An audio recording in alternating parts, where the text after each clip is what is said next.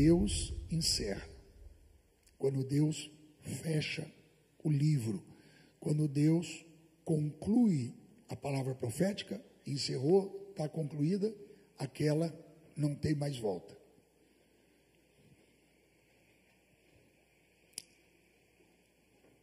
No capítulo 4 de Lucas, versículos 20 a 21,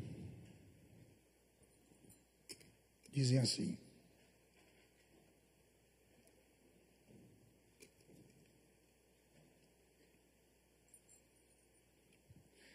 fechando o livro, devolveu ao ministro, assentou-se, e os olhos de todos na sinagoga estavam fitos nele. Então começou a dizer-lhes: hoje se cumpriu esta escritura em vossos ouvidos. Senhor Deus, conclua agora a tua vontade através da palavra. Transforma vidas. Convença pelo teu Espírito Santo que possa haver conversão aqui no dia de hoje, onde o desejo da pessoa é se converter aos teus propósitos. Deus, manifesta a tua glória por completo, em nome de Jesus, amém. Tem muita palavra profética,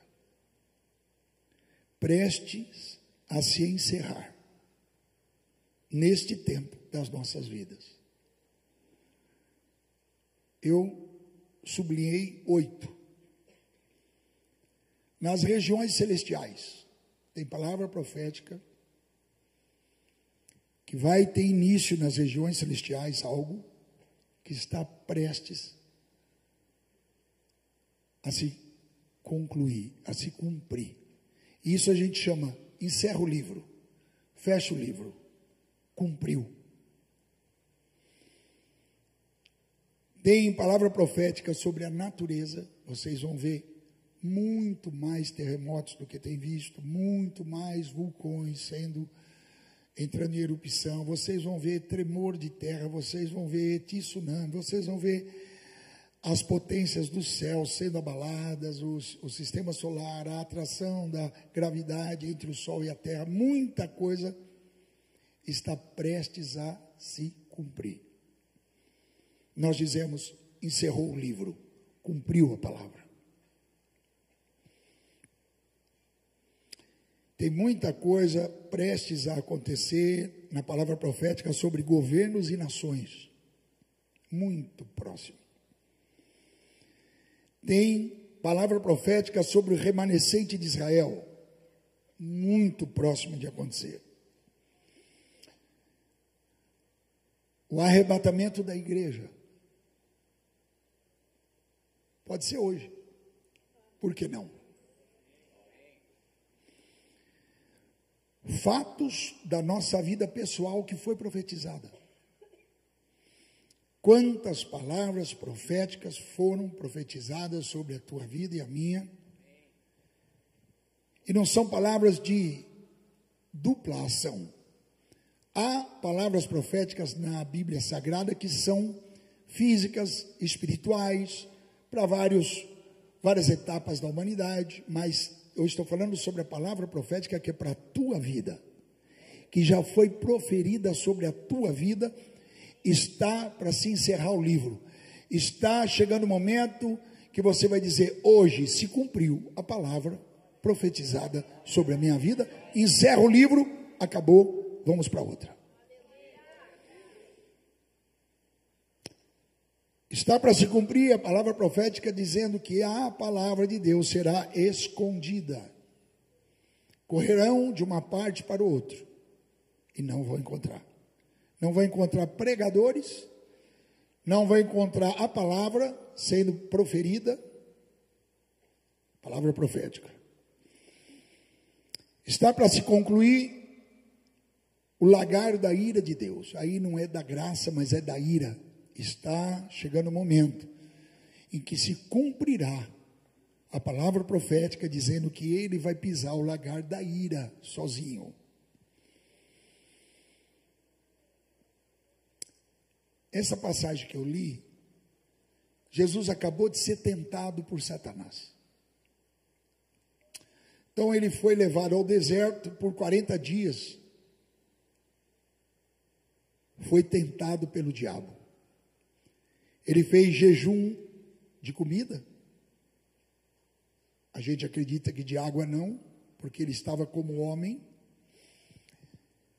Então ele fez jejum e no final, durante os 40 dias, ele foi tentado por Satanás. Mas no final, ele teve o seu primeiro desafio muito grande. E sabe qual é o extraordinário? É que ele venceu. Sabe o que é extraordinário? Jesus venceu a primeira etapa.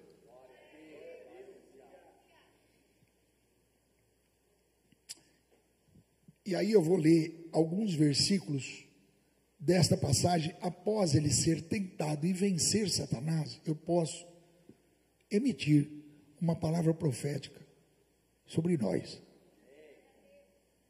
Esta etapa que o inimigo tem se levantado contra a tua história, contra a tua família, contra os teus sonhos e projetos, eu profetizo, vai se cumprir a tua vitória.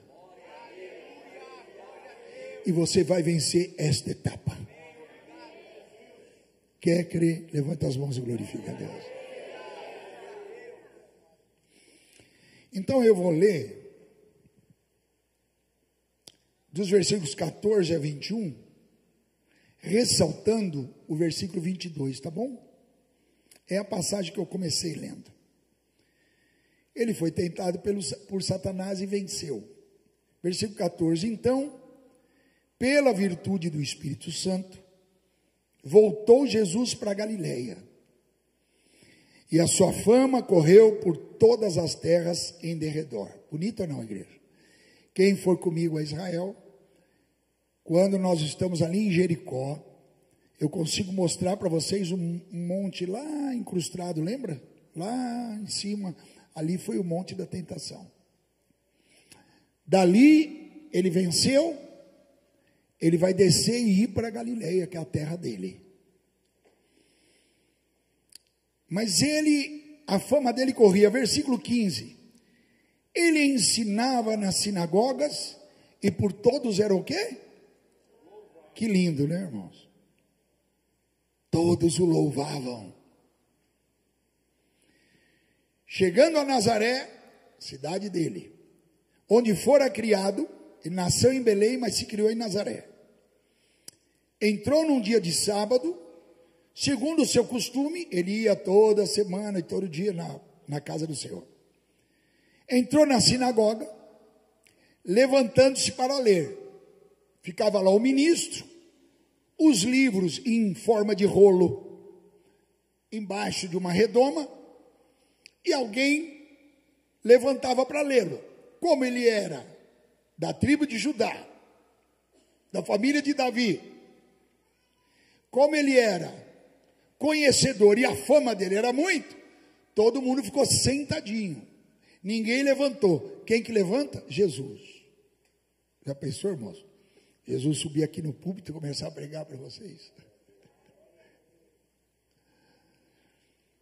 Ele pegou o rolo, o livro, né? Era um rolo, tá? Naquela época não era livro de forma códice, era um rolo. Ele pegou o livro de Isaías, abriu,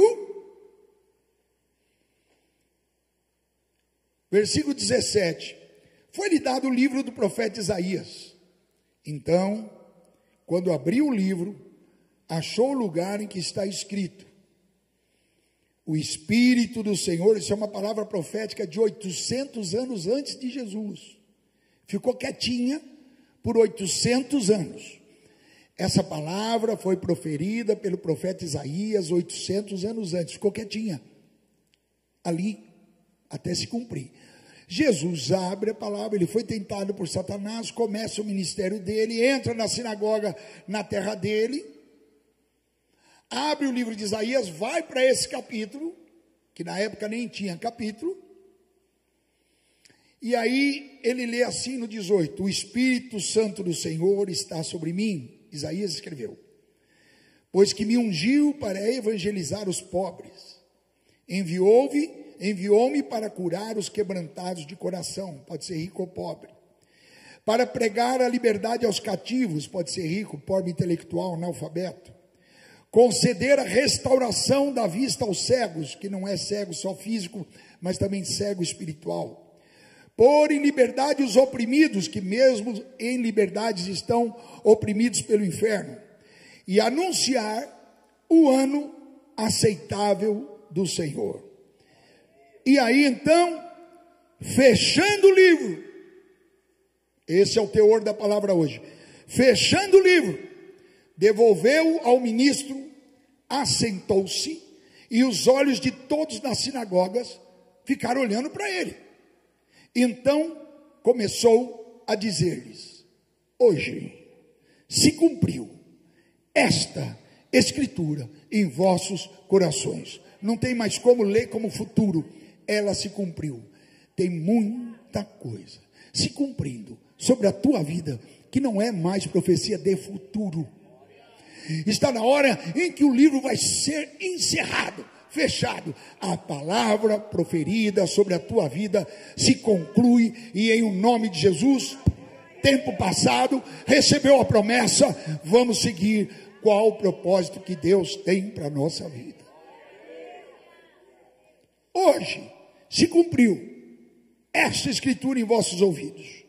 Mas tem o versículo 22, ele não era louvado, irmãos? Versículo 22, todos lhe davam testemunho, se maravilhavam das palavras da graça que saíam da sua boca, mas diziam assim: você é um Zé Mané, você é um Zé Mané, se cumpriu em mim. Ele é o filho de José, rapaz, ele é filho de José, o carpinteiro lá. Não é miserável, mas é um lutador, tem lá sua carpintaria, e ele ajudava o pai lá até agora saiu por aí. Ele é o filho de José. Quem é você para receber de Deus a palavra profética que ele tem proferido? Ei, filho de José, hoje você vai crer, e o livro vai se encerrar, e vai dizer: irão se cumprir sobre a minha vida toda palavra profética que foi proferida sobre a minha história, sobre o propósito de Deus na minha vida. E vai ser encerrado o livro, porque vai se cumprir. Se você crê, filho de José, que o mundo vai falar: quem é você para galgar coisas que não estão no teu nível? Ei, filho de José, Deus vai te mostrar coisas que você não faz nem ideia. Quer crer? Deus vai operar coisas que ninguém faz ideia. Prepare-se para o sobrenatural. Você está preocupado com o teu futuro, e Deus está falando: porque se eu já proferi palavra de vida eterna, porque se eu já profetizei que vocês vão ter experiências com Deus extraordinárias, vocês vão viver um evangelho que independe das coisas humanas, e por consequência, bênçãos virão. O pão da tua mesa será o pão da bênção. Você vai sentar na tua mesa em família. Você vai ser honrado, filho de José. Você vai ser honrada, filha de José. Você que o mundo não te dá valor, pois Deus está falando: hoje se cumpre esta palavra sobre nós aqui. Encerra o livro, vamos para a próxima.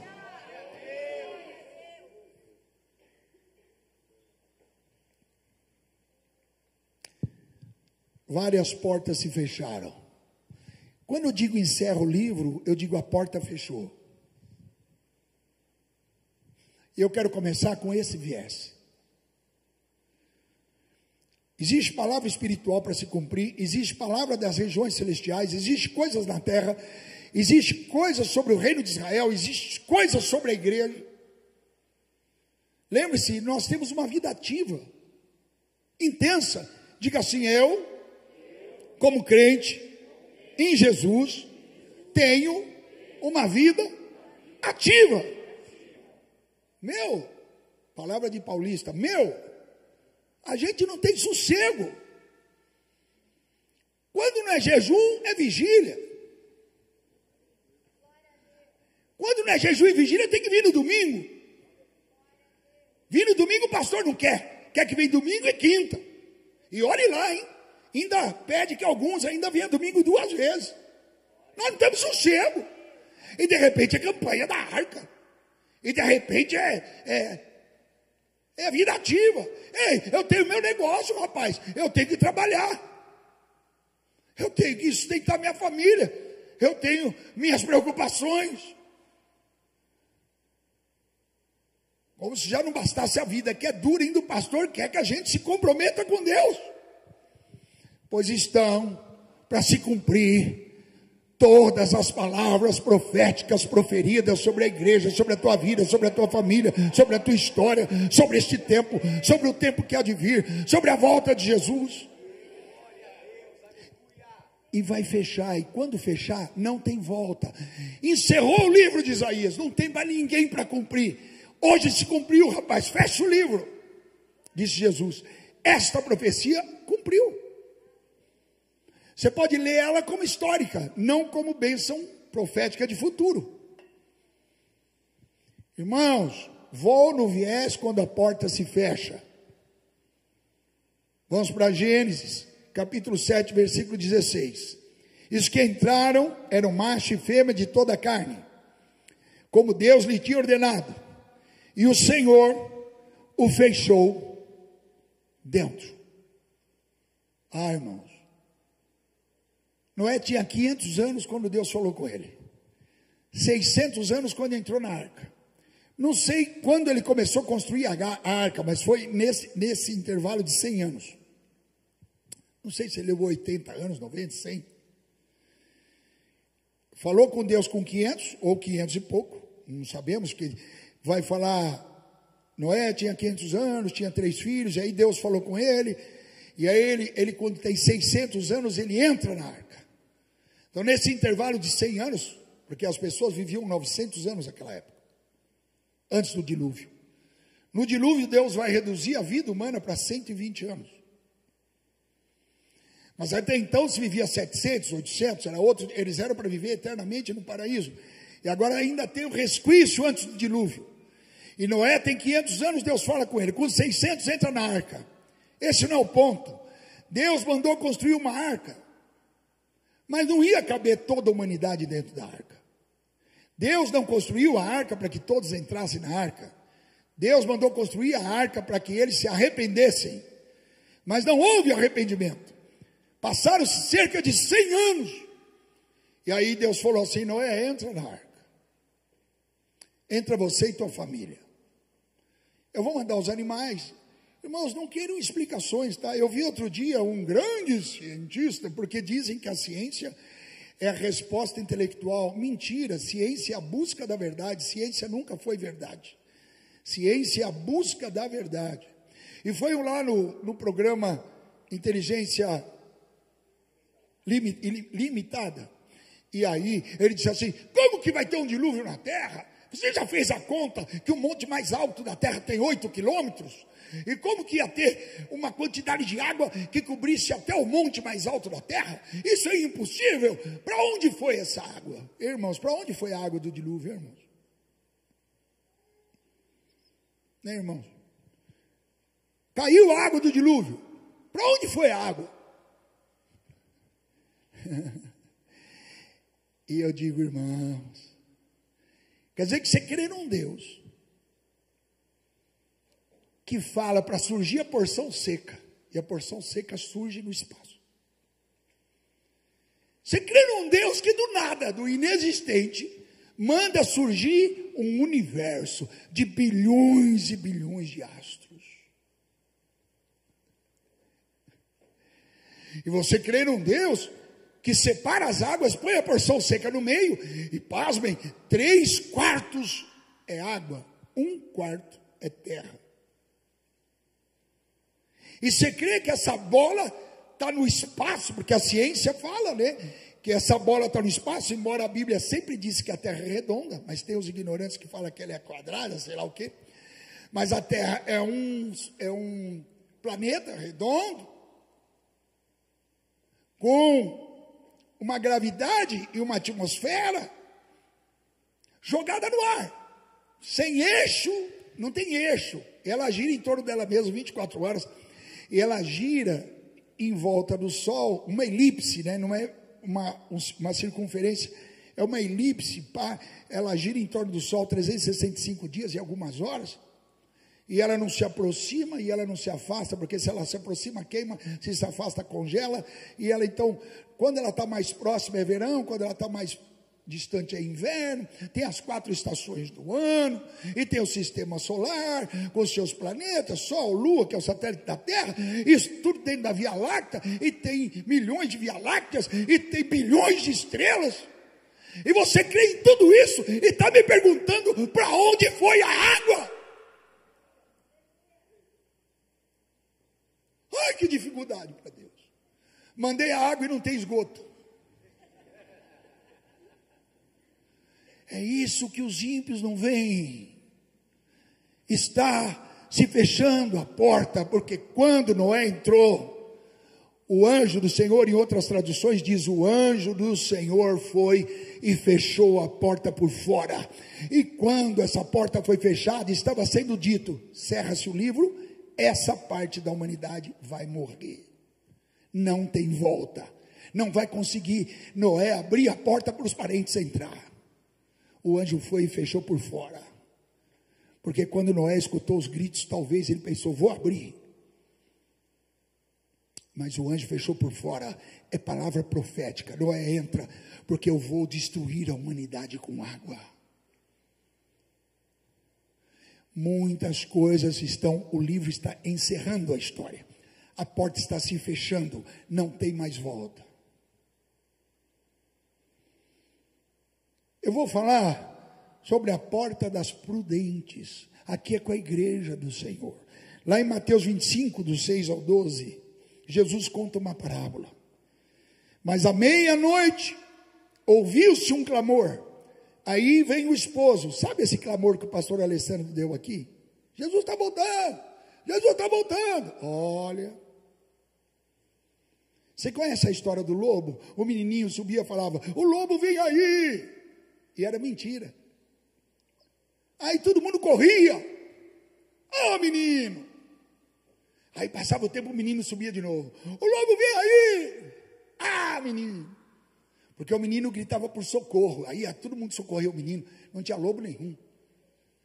E foi. Só que um dia ele gritou, irmãos, o lobo era verdade mesmo. O lobo estava lá.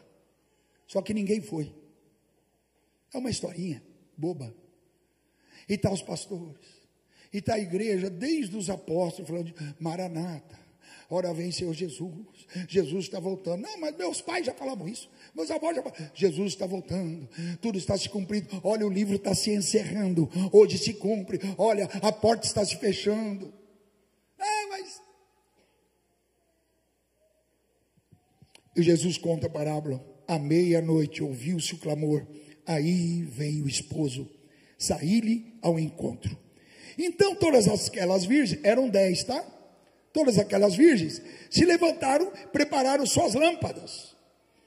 Só que tinham 5 loucas e 5 prudentes. As loucas não pegaram azeite.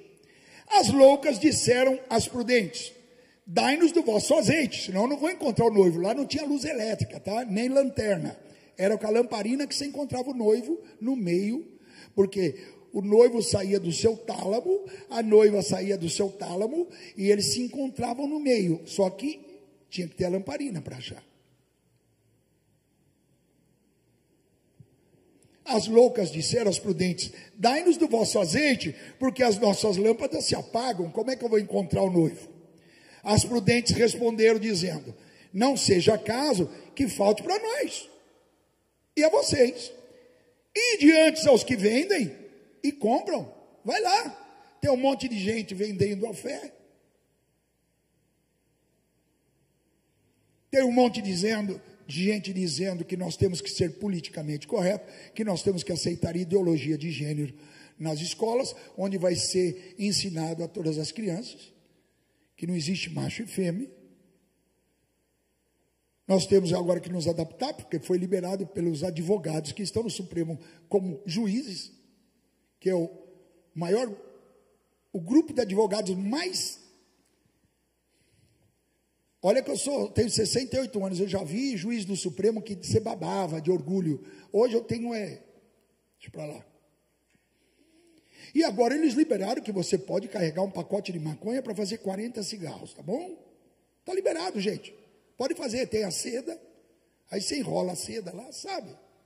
Enrola a seda. Aí você... liberou.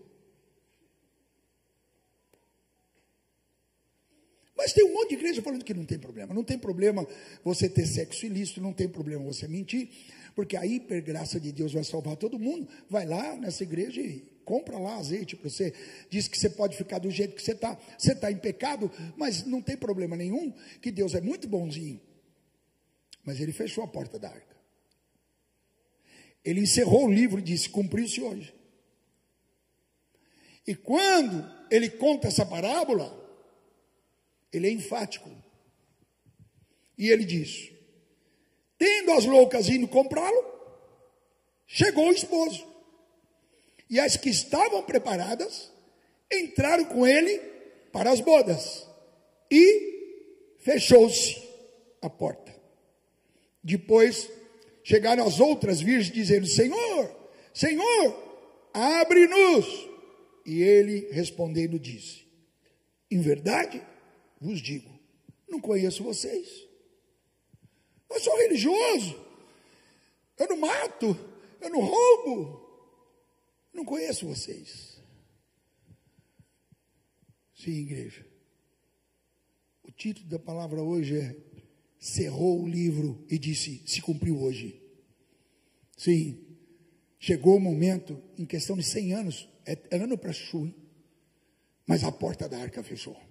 Sim, a parábola diz, chegou o momento que o noivo veio, levou as prudentes, e as loucas ficaram para fora. Sim, a porta se fechou.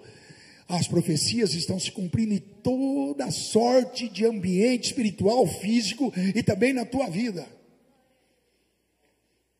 Então é a hora, igreja. Eu vou tomar Santa Ceia hoje, mas eu vou tomar essa Santa Ceia para sair daqui e não fazer mais aquilo que eu estava fazendo. Eu quero pedir perdão dos meus pecados e sair daqui e falar, aquele tipo de pecado eu não faço mais. Se vier outro, eu vou enfrentá-lo. Mas aquele tipo eu não faço mais. Eu quero sair daqui transformado. Eu quero sair daqui salvo e salva.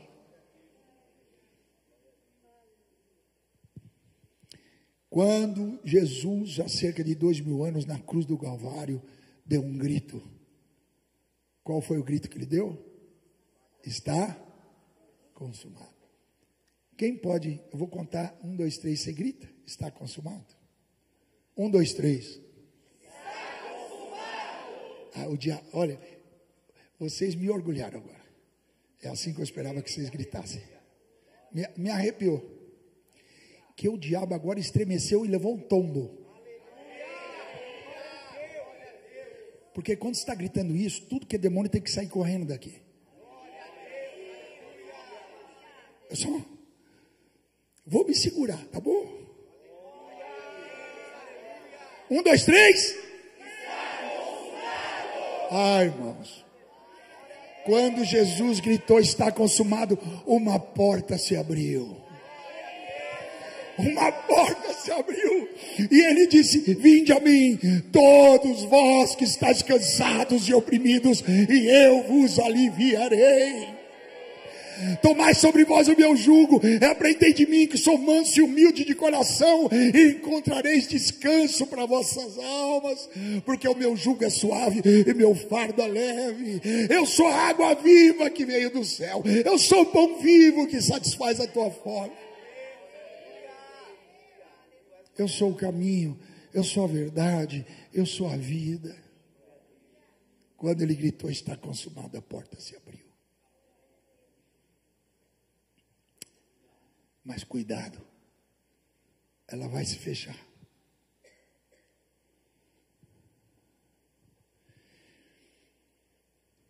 Irmãos, eu tenho uma aula teológica nos próximos versículos. Eu tenho ainda alguns minutos para pregar. Tem tanta coisa. Você quer uma aula teológica? Em Atos dos Apóstolos, capítulo 13. É melhor eu ler. Que não seja enfadonho para vocês. Eu ler a palavra de Deus. Não é possível que isso seja enfadonho. Mas tem tanta coisa. Eu vou pincelar para entregar o que Deus tem para você, porque é a porta que Ele abriu para a salvação é muito séria. Atos 13, versículos 1 a 42. A igreja que estava em Antioquia, havia nela alguns profetas. Então existe profeta? Existe. E também doutores. Tem pastores que estudam, né? A saber, quem que eram os doutores e profetas? Barnabé, Simeão, chamado Níger, Lúcio, Cirineu, Manaém, tudo cara culto, que fora criado com Herodes. O cara foi criado com Herodes e se converteu a Jesus Cristo. E também tinha Saulo. Saulo foi posto por último aí, por Lucas. Servindo eles no Senhor, jejuando. Eles tinham que jejuar então.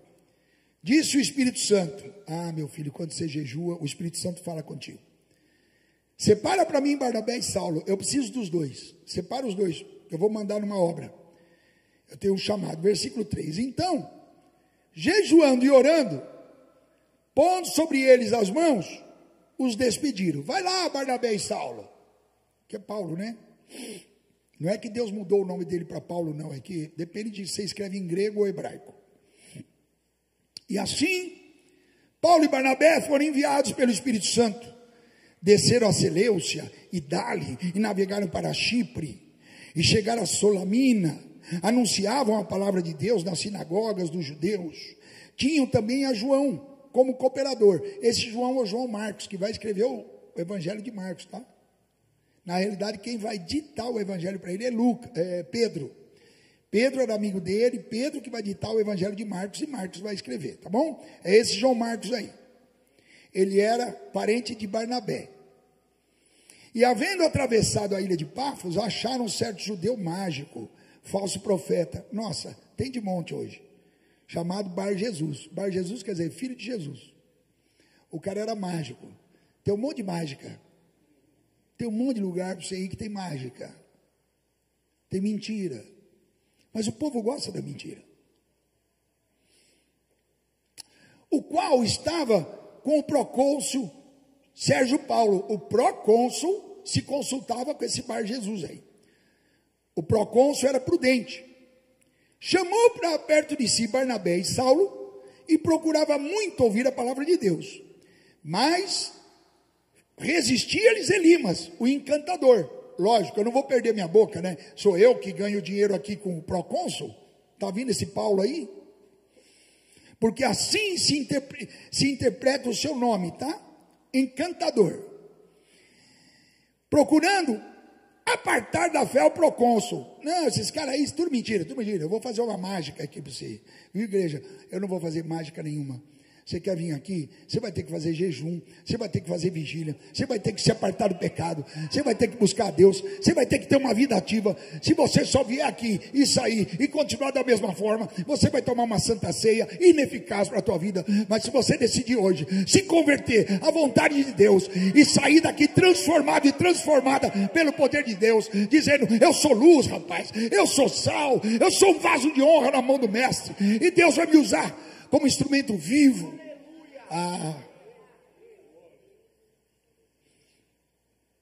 Todavia, Saulo, que também se chama Paulo, tanto faz, depende da maneira que você escreve, cheio do Espírito Santo, fixando os olhos desse encantador aí, disse: filho do diabo, cheio de todo engano e de toda malícia, inimigo de toda justiça, não cessarás de perturbar os retos no caminho do Senhor?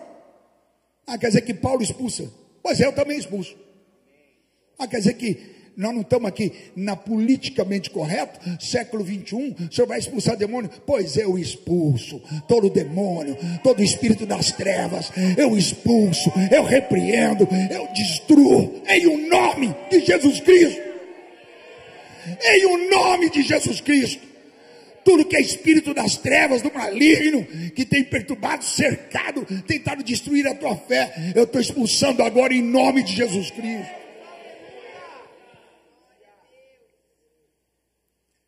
Eis aí, pois, agora, contra ti a mão do Senhor, ficarás cego. Paulo era bonzinho, hein, irmãos? O cara estava perturbando ele pregar o evangelho, ele falou para o cara, você vai ficar cego. Bonzinho ele, irmãos. O amor, é o amor. Irmãos, aquele que me deixar pai, mãe, irmã, mulher, fama, por amor de mim, não é digno de mim. Se tem alguma coisa perturbando a tua fé, perturbando a tua vida, acaba com isso. Dá um basta nisso, repreenda da tua vida.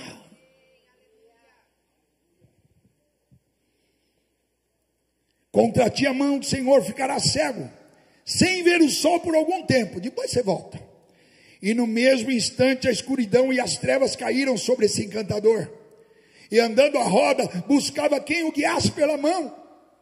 Então o procônsul, vendo o que havia acontecido, creu, maravilhado da doutrina do Senhor. E partindo Paulo e Barnabé de Pafos, Paulo que estava com eles chegaram a Perge e na Panfilha. Mas João Marcos, sem vergonha, não quero mais. Ele era moço, jovem. Nós não queremos criar uma geração de mimimi. A geração do mimimi. Não arruma uma cama, não lava uma louça. A geração do mimimi, fica sentado para a mãe fazer tudo. O pai busca o pão, a mãe faz tudo e o mimimi fica lá. Não faz nada, só recebe. Estuda porque se paga, ainda estuda e olhe lá, hein? Reclamando que tem que estudar. A geração do mimimi, ou nós vamos criar uma geração cascuda? Jovens, como Timóteo, que custe o que custar, vão até o final. Falou, não me importa o que a vida vier contra mim, mesmo jovem, eu não desisto. O João Marcos falou, não quero mais. É muito difícil, porque eu não quero uma vida intensa. Não, aqui vai ter culto de jovem toda sexta-feira, vai ter reunião para brincar no sábado. A vida vai ser intensa, porque eu quero vocês dentro da igreja. Por mim eu punha vocês dentro da igreja segunda, terça, quarta, quinta, sexta, sábado e domingo. Por mim eu punha vocês o tempo todo na presença de Deus. Mesmo lá no seu trabalho. Você vai ficar na presença. Mas o pastor perturba nós estamos trabalhando, ele quer que a gente ore no trabalho. Quero, vai lá no banheiro e ora. Vai lá, tira um pedacinho, lê a Bíblia. Eu quero você todo dia ligado em Deus. Eu quero jovens cascudos que querem vencer na vida. Homens e mulheres. O João Marcos voltou. Depois ele vai querer vir de novo. O Paulo falou assim, você não vai não, cara. Comigo você não vai. E o Barnabé falou para Paulo assim, é meu sobrinho e ele vai. E Paulo falou, não vai comigo, ele não vai. Sabe o que aconteceu, João Marcos? Fez com que Paulo e Barnabé brigassem. Fez com que Paulo e Barnabé brigassem e Deus não pôde atingir o objetivo dele na vida dos dois. Porque foi Paulo para um lado e Barnabé para o outro. Por causa do mimimi. Não, jovem, você não foi feito por Deus para atrapalhar os seus pais, para ser motivo de desavença. Você foi feito por Deus para ajudar teus pais, para ser uma bênção em casa, para ser uma voz profética sobre o teu lar. Sim, jovens, vocês podem ser uma voz profética para os seus pais e para os seus pares, para os seus amigos. O João Marcos foi embora. Tadinho. Versículo 14. Eles saindo de perto, chegaram a Antioquia, na Pisídia, entrando na sinagoga, num dia de sábado, assentaram-se. Depois da lição da lei dos profetas, lhes mandaram dizer os principais da sinagoga: homens e irmãos, se tendes alguma palavra. Eles estão sentados os dois, e um sujeito vai perguntar: alguém tem alguma coisa para falar? Irmãos, está na hora de você levantar e falar assim: eu tenho algo para falar.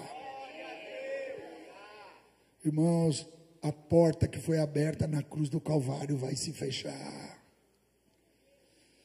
Está na hora de você levantar e falar na escola, com os teus parentes, com os teus amigos, para a tua família. Alguém tem alguma coisa para falar? Tem alguma consolação? Versículo 16: levantando-se Paulo, pedindo silêncio com a mão, disse: homens israelitas, que temeis a Deus, o Deus deste povo escolheu os nossos pais e exaltou o seu povo, sendo eles estrangeiros na terra do Egito, com braço poderoso os tirou dela. É verdade isso? Suportou os seus costumes no deserto. Suportou os seus costumes. Eles tinham costumes do Egito, cara. Eles levantaram altares no deserto. Eu não me conformo. O Deus que fez 10 pragas, abriu o mar, tirou eles do Egito. Eles lá no deserto levantava na tenda deles um altarzinho. Mas tem crente de Jesus que tem estátua em casa. E fala para mim assim: mas pastor, é presente de família. A Bíblia diz que toda estátua que simboliza essas coisas aí tem demônio. Tem demônio, está escrito. Mas eu não adoro, pastor, eu venero, não interessa. Tem demônio. Fica com ela lá. Fica com ela lá. Tem boca que não fala, tem não vê. Aí os padres falaram assim, com todo respeito: esses crentes ficam falando que a estátua não fala. Lógico que ela não fala. E o olho não vê, lógico que não vê. Então, é verdade, é o que nós falamos mesmo. Mas sabe o que é extraordinário? Não é os crentes que falam, é a Bíblia. Tem pé e não anda. Não atende, não ouve, não faz nada. Mas tem lá o cara estátua. Tem crente de Jesus, tem estátua. Eu me lembro quando o Cássio se converteu, o goleiro do Corinthians, e ele tinha um monte de estátua, porque o nome dele é Cássio, por causa da Santa Rita de Cássia. E aí ele se converteu a Jesus Cristo, nós servimos de bênção. Ele foi na minha casa e falou: pastor, não consigo tirar as estátuas lá. Eu falei: põe num saco, traz aqui para mim. Traz aqui para mim. Ele levou na igreja. Eu falei: busca o martelo. Busca o martelo lá. E que uma não conseguiu, irmão, que era de ferro.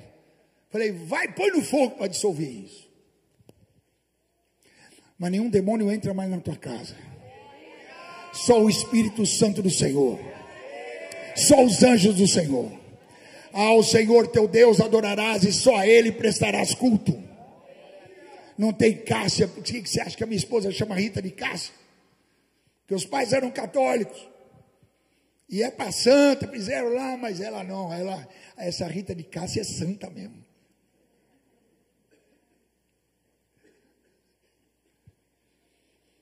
Tinha uma mulher rica que falou uma promessa para ela. Estamos aguardando essa mulher surgir até hoje. Acho que já morreu, hein, bem? Falou assim: se fizer o quê? Não cortar o cabelo? O que era? Também estava grávida?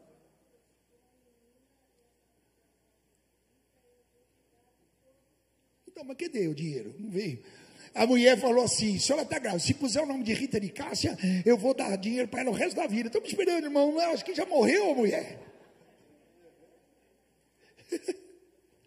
Não precisou, porque o Zezão veio.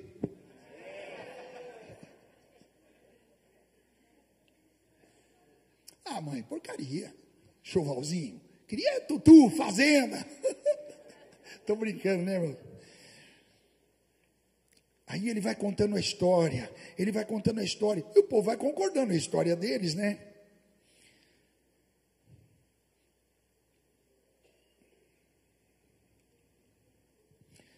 Versículo 25. Versículo 24. Tendo primeiramente João, versículo 24. Antes da vinda dele, antes de Jesus, pregado a todo o povo de Israel o batismo do arrependimento. Mas João, quando completava a carreira, disse: quem pensais vós que eu sou, gente? Eu não sou Cristo, não. Eis que após mim vem aquele a quem não sou digno de desatar as alparcas dos pés. Homens, irmãos, filhos da geração de Abraão, e vocês que temem a Deus, por não terem conhecimento, os que habitavam em Jerusalém, seus príncipes, condenaram Jesus. Versículo 28. Embora não achasse alguma causa de morte. Versículo 29. Havendo eles cumprido essas coisas que estavam escritas, porque o que está escrito vai se cumprir. Versículo 30. Mas Deus o ressuscitou dentre os mortos, e ele por muitos dias foi visto. Versículo 32. E nós vos anunciamos que a promessa que foi feita aos pais, Deus cumpriu em nós. E eu estou trazendo essa palavra para vocês. Toda promessa vai se encerrar o livro, vai se fechar a porta, vai se concluir. Vamos para a próxima. Se você crê, glorifica a Deus.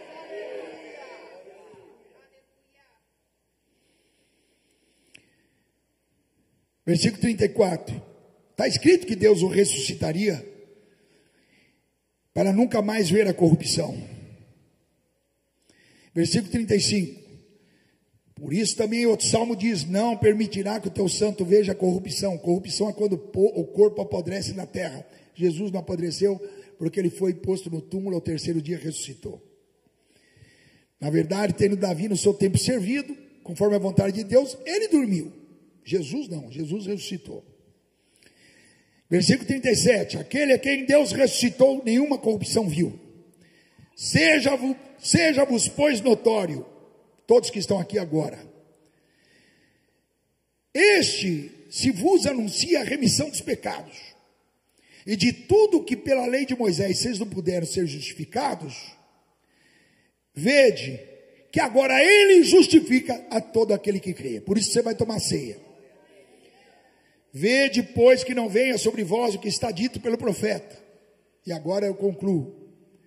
Vede, ó desprezadores, e espantai-vos, vocês que chamaram Jesus de Zé Mané, filho de José. Espantai-vos e desaparecerei, porque opero uma obra em vossos dias. Obra tal, você não vai nem crer. Se alguém te contar, Deus está para realizar uma obra tal que você nem vai acreditar. Está chegando a hora das chuvas serôdias. Está chegando a hora da conclusão de Joel capítulo 2. Está chegando a hora do avivamento final, como foi nos dias de Pentecostes, no início do Evangelho. Está chegando a hora de se encerrar o livro e fechar a porta, onde a igreja vai ter experiências sobrenaturais. Se você crê, glorifica a Deus. Vou operar uma obra tal no meio de vocês, que vocês não vão nem acreditar. Você vai começar a vivenciar coisas para... não é possível. Como que Deus fez isso? Crê?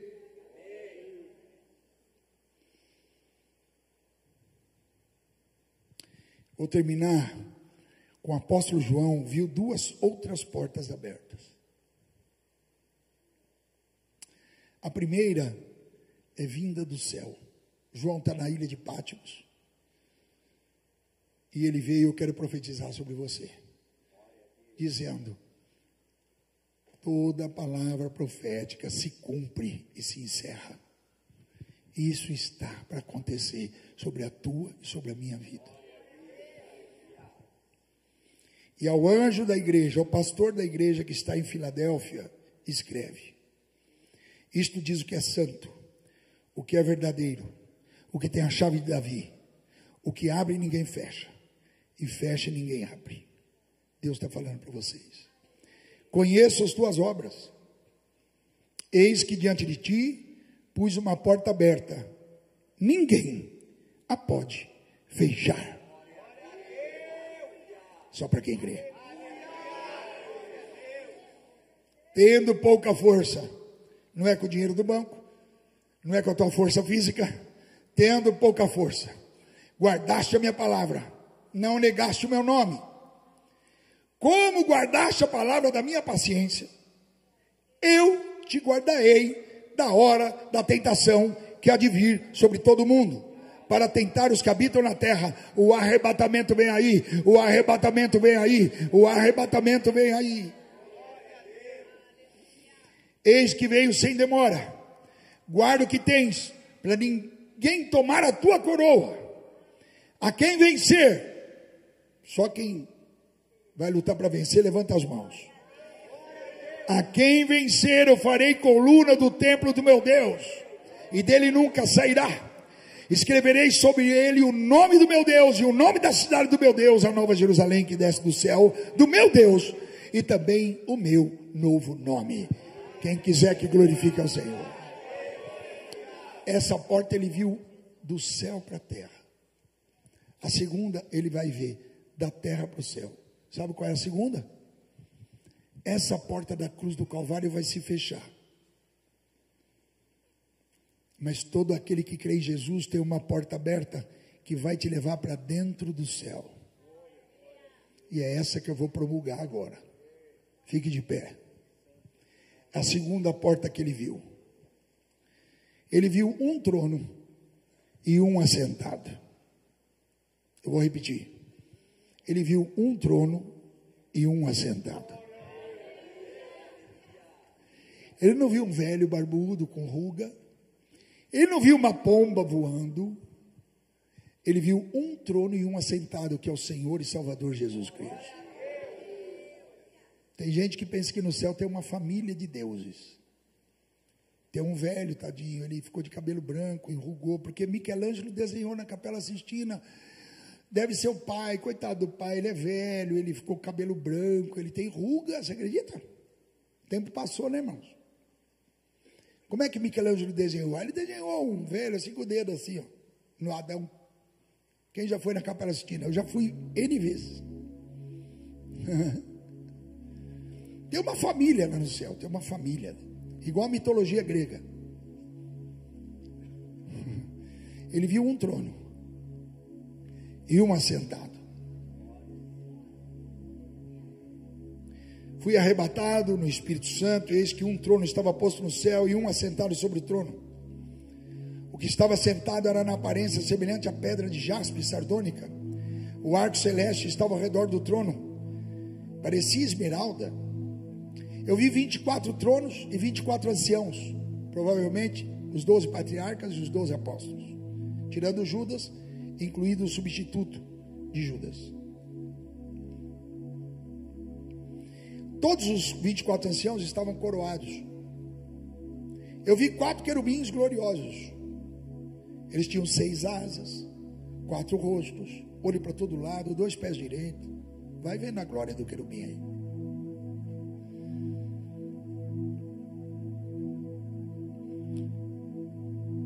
E esses querubins dizem: Santo, Santo, Santo é o Senhor Deus Todo-Poderoso, que era, que é e que há de vir. Sem parar. Repita: Santo, Santo, Santo é o Senhor Deus, o Todo-Poderoso, que era, que é e que há de vir. Do trono saíam relâmpagos, trovões, vozes. Diante do trono ardiam 7 lâmpadas do fogo. São 7 tipos do Espírito Santo de Deus.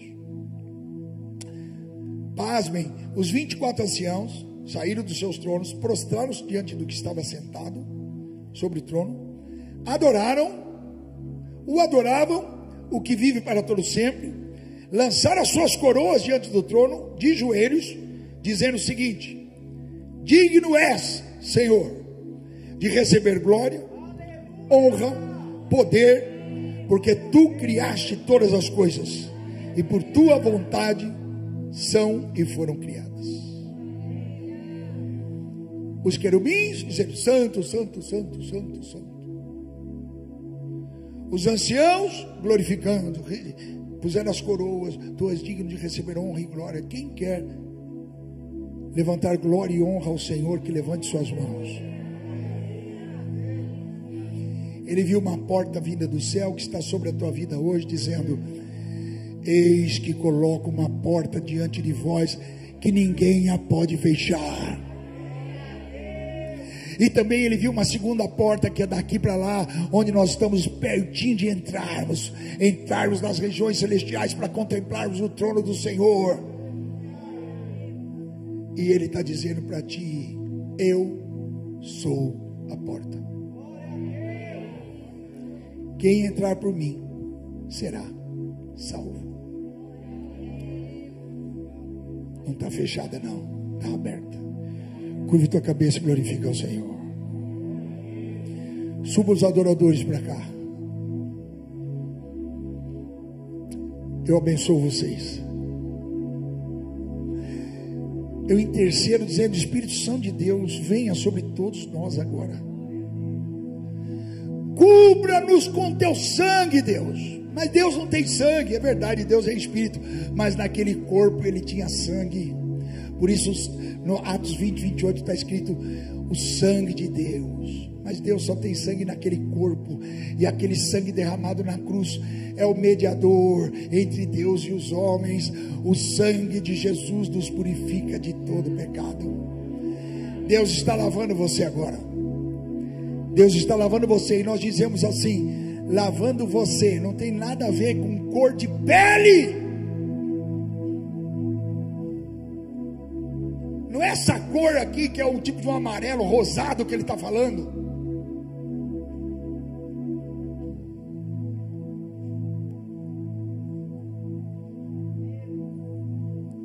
Me dá um branco aí qualquer. Dá essa blusa aí.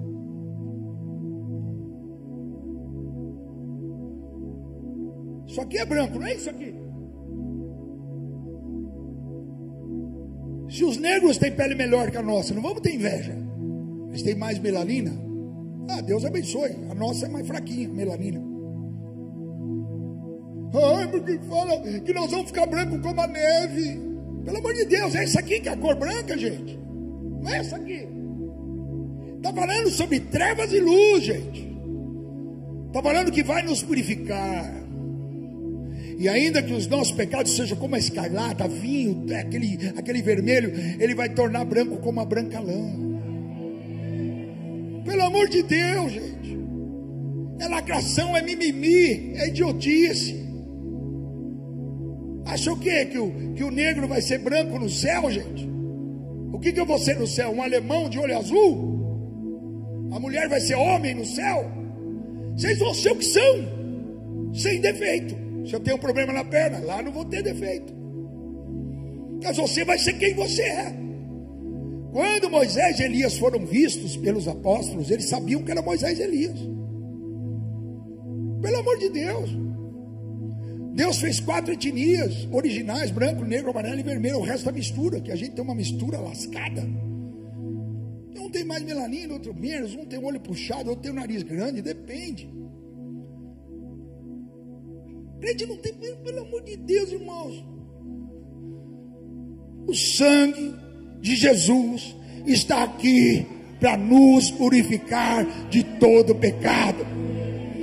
E as nossas vestes que estão todas enlameadas, ele vai pôr lá no sabão lá espiritual e vai deixá-la bem clara, como a pura lã. E aí o Espírito Santo vai entrar em cada um de nós.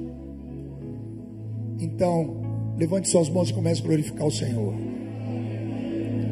A porta está aberta, mas vai se fechar, mas ainda está aberta. Noivas, não sejam das imprudentes e loucas, mas sejam das que são prudentes. Encham-se de azeite nesta manhã. Entrem na arca espiritual que é o Senhor Jesus, porque há uma porta aberta. Se você crê e quer, glorifica a Deus. Deus que está por perto, que fez o seu projeto no deserto. Mas que Deus é esse que está por perto, que faz o seu projeto em sua vida?